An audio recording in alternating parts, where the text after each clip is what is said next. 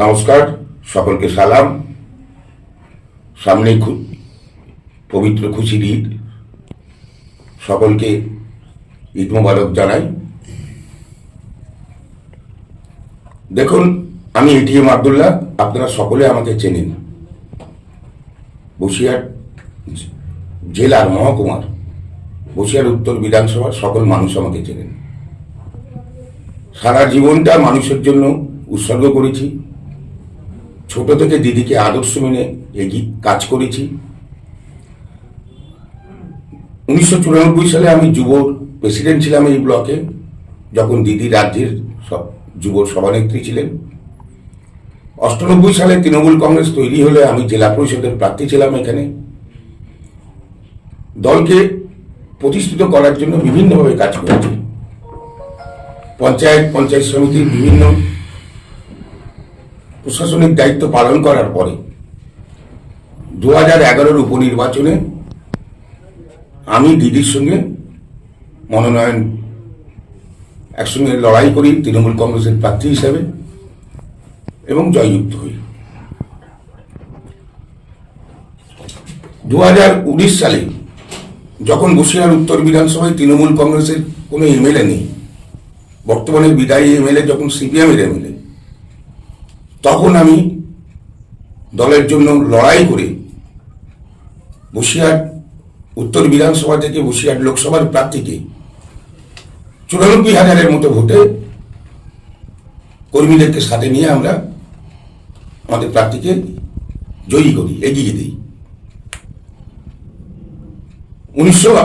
2018 সালের পঞ্চায়েত নির্বাচনে 13টা পঞ্চায়েতের 13টি, সমস্ত জেলা পরিষদের প্রত্যেকটি পঞ্চায়েত সমিতির গুলো সবকিছুই তৃণমূল কংগ্রেসের দখলে নিয়ে আসে। কিন্তু অদ্ভুতভাবে 21 সালের নির্বাচনের টিকিট পায়নি। কর্মীরা কেঁদেছিল, তারা যন্ত্রণা ক্লিষ্ট হয়েছিল।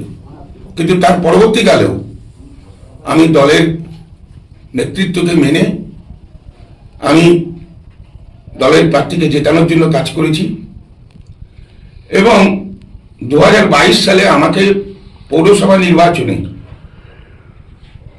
বসিরহাট পৌরসভায় কোঅর্ডিনেটর করে আমাকে দেখার জন্য তৎকালীন চেয়ারম্যান হাজি নুরুল এবং তৎকালীন সভাপতি সরোজ বন্দ্যোপাধ্যায় আমাকে দায়িত্ব দেয়।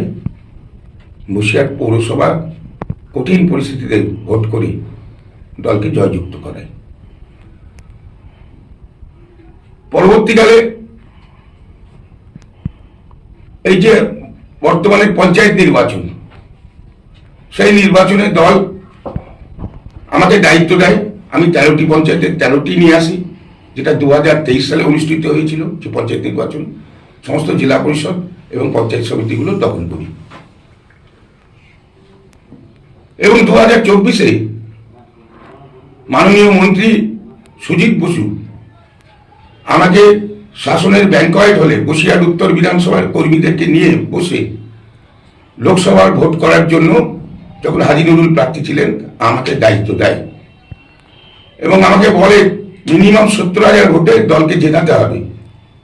আমি বলেছিলাম তার থেকেও বেশি ভোটে জিতব এবং প্রায় 85,000-এর কাছাকাছি ভোটে 2024-এ হাজি নুরুল ইসলাম সাহেবকে আমাদের বিধানসভা থেকে আমরা জয়ী করি, এগিয়ে দিই 85,000-এর কাছাকাছি ভোটে।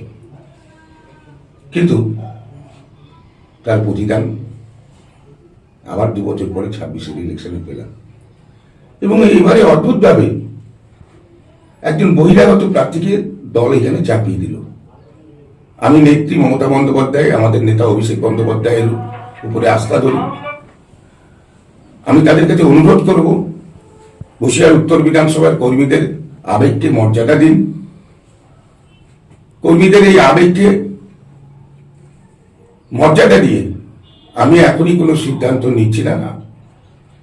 আমি পরবর্তীকালে ঈদের কয়েকদিন পরে আমি সবাইকে আমার সিদ্ধান্ত জানিয়ে দেব। কর্মীদের আবেগকে মর্যাদা দেওয়ার জন্য আমি নেত্রী এবং আমাদের নেতা অভিষেক বন্দ্যোপাধ্যায়ের কাছে আবার বিনীত অনুরোধ করছি, প্লিজ ভুল হয়ে যাচ্ছে, অনেক বড় ভুল হয়ে যাচ্ছে। এইভাবে সারা জীবন দল করার পরে, দলের হয়ে গরু খাটার পরে, প্রতিটা ইঞ্চিতে প্রতিটা মাটিতে লড়ার পরে যেভাবে প্রতিদান পাচ্ছি এবং কর্মীদের কান্না যেভাবে দেখছি, তাতে ব্যথিত। কর্মীদের আবেগকে মর্যাদা দেওয়ার জন্য বলছি, ঈদের কয়েকদিন পরে আমি আমার সিদ্ধান্ত জানাবো। নমস্কার, আসসালামু আলাইকুম।